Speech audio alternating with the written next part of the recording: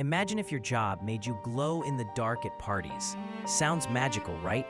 Now imagine that same glow slowly killing you. In the 1920s, young women painted watch dials with radium paint. They were told to lick their brushes for precision. Lip, dip, paint. Every brushstroke meant swallowing deadly radium, but nobody warned them. They called themselves the Ghost Girls, painting their nails and teeth to glow. Then their jaws began crumbling. Their bones disintegrated like ash.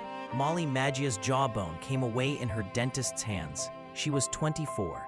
The companies blamed the victims, calling them immoral to hide the truth. But these dying women refused to stay silent. They fought back. Their lawsuit changed American labor laws forever, protecting millions of workers.